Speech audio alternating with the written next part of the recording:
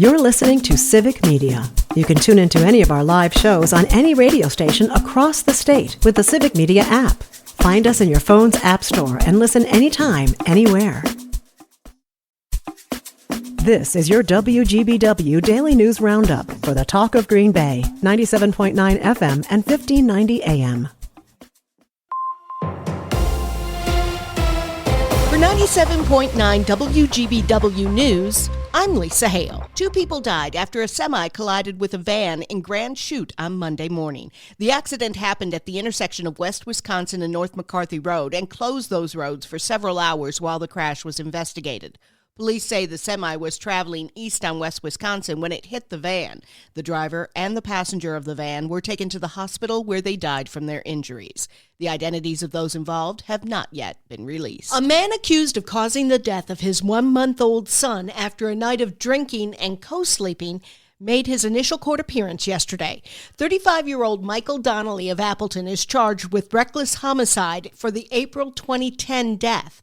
According to the criminal complaint, Donnelly at first denied drinking the night the baby died, but changed his story later. The criminal complaint does not say why the charges are being filed now, 15 years after the fact. Donnelly is being held on a $100,000 cash bond. He returns to court April 7th.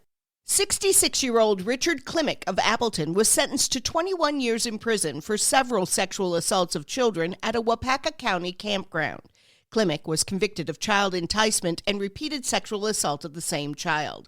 All of the victims mentioned in the criminal complaint were younger than 12 when assaulted. Some of the assaults happened in Klimek's Appleton home. Klimek will be on the sex offender registry for life and will have 7 years of extended supervision after his release. When the NFL Draft 2025 comes to Green Bay in April, visitors will experience Lambeau Field and the Draft City Music Fest, and they can sample that quintessential Wisconsin food experience, the Supper Club. The first ever Taste of the Draft will showcase menu classics while raising money for Gen Youth's efforts to end student hunger and food insecurity in Wisconsin.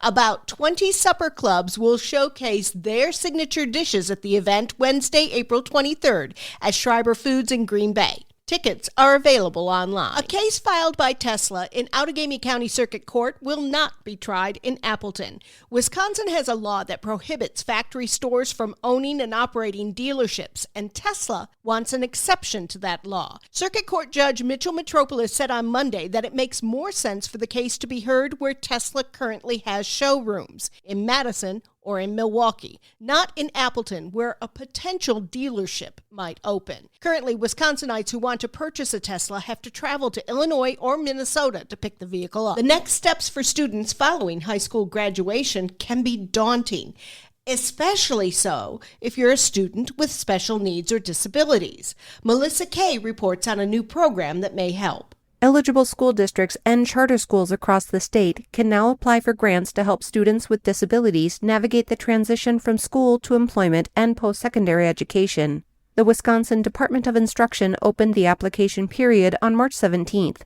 Applications must be submitted before midnight on May 1st. Grant awards will range from $25,000 to $100,000.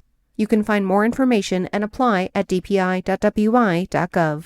The Wisconsin Department of Motor Vehicles will begin offering online knowledge tests for teens hoping to get their driver's permit. According to a press release, the online test will only be available for students who have already completed the classroom portion of their training and will include security measures to ensure those taking the test online are not able to cheat on the exam.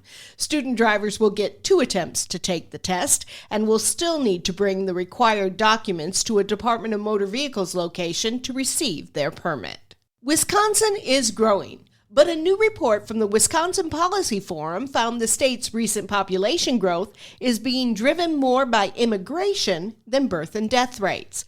According to the report, domestic and international migration has been a driving factor in population growth since 2022, as natural population change decreases with lower birth rates. Officials say over a 3-year period from 2021 to 2022, Wisconsin gained nearly 82,000 residents citizens through net migration.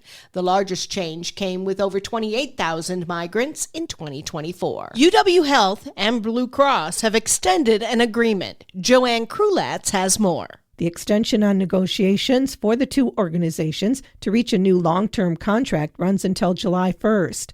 The current agreement was set to expire in April, but the extension allows Blue Cross Blue Shield Health Plan members to continue receiving coverage at UW Health and affiliated care locations until July 1st.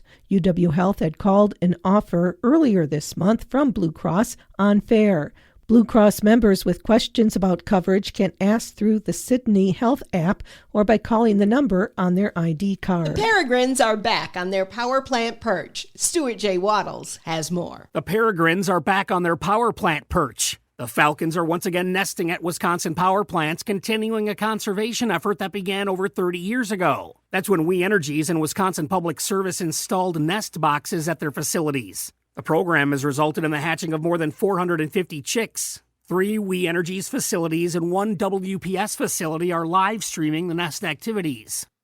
I'm Lisa Hale, 97.9 WGBW News. For news anytime, log on to WGBW.FM. The Bucks lose to the Suns. Hi, I'm Mike Clemens with sports. The Bucks fall to the Phoenix Suns 108-106. Milwaukee had designed a play to get the ball to Brook Lopez for the winning shot, but A.J. Green bumped into Giannis, who was trying to set a pick. Head coach Doc Rivers. Yeah, A.J. kind of went too early. Knocked Giannis off strikes. We wanted Giannis to come up. Then he was supposed to pick Brook, and Brook was going over, so it is what it is. It's the first time the Suns head coach Mike Budenholzer had faced the Bucks since they fired him 2 years ago. The Suns players telling reporters they wanted to win this one for Coach Bud. There's a lot of history there, and so, I think the most important thing is our players, and, if they gave a little extra for me, that would be great. Good to get the win. They're a great team, a lot of great players, a lot of respect for them. I'm just happy for our players, really, to be honest with you. Baseball, the Brewers wrapping up spring training with a 4-2 win over the Rockies. Milwaukee with a 16-14 record in Cactus League play. With sports, I'm Mike Clemens.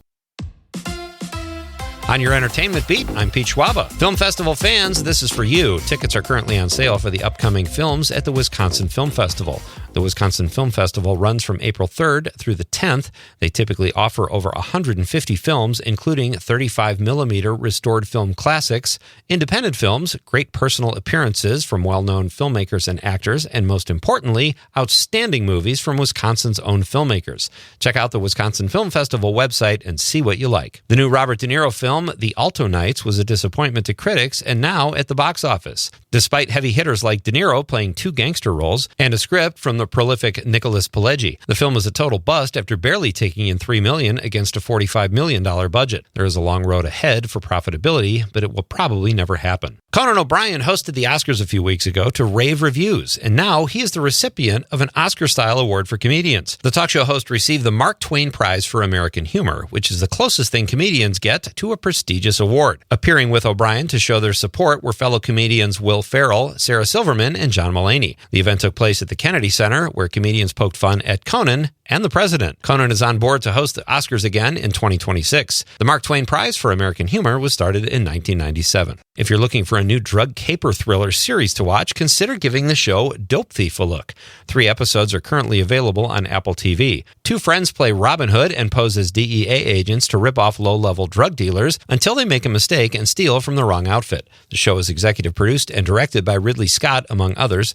New episodes of Dope Thief drop on Apple TV Friday nights. Last weekend's box office was a bit of a disappointment despite a really big release. Disney's live-action version of Snow White, called Disney's Snow White, brought in $44 million at the domestic box office, but that was considered an underperformance for the classic. The film that stars Rachel Zegler pulled in another $44 million from various markets overseas as well. Arriving in second place this past weekend was the spy thriller Black Bag. The Steven Soderbergh film raked in about $4.5 million in its second week, bringing it to a total of just under $15 million. Close behind it, number 3, is another Disney film, the resilient Captain America: Brave New World, which brought in $4 million in its 6th week of release. The film, starring Anthony Anthony Anthony Mackie as the superhero has somehow managed to overcome mediocre to poor reviews and shown some staying power. Rounding out the top 5 from last weekend were Novocaine and Mickey 17, which both brought in a little over $3 million. New releases are just around the corner, folks. For more showbiz fun, tune in to Nightlight with me, Pete Schwaba, weeknights from 6 to 8 p.m. on the Civic Media Radio Network. Partly cloudy today. We'll get to 42 for a high this afternoon. The wind will be out of the northwest at 5 to 15. Tonight, mostly clear, 25. Tomorrow, sunshine, 47 on Thursday. It will be partly cloudy with a high in the low 50s. I'm meteorologist Sean Cable. Currently, it's 26. That's your WGBW Daily News Roundup from Civic Media. Subscribe to this podcast on Spotify, Apple, or wherever you find your podcasts. Find more news at WGBW.FM. The national news cycle never stops, but it can be hard to find news about your local community. Civic Media is dedicated to providing quality local and state news coverage across Wisconsin. With the Civic Media app, you can get notifications about local stories that matter to you and your community. Find the free Civic Media app in your phone's app store and choose notifications from the menu to tell us what kind of news you want to hear about.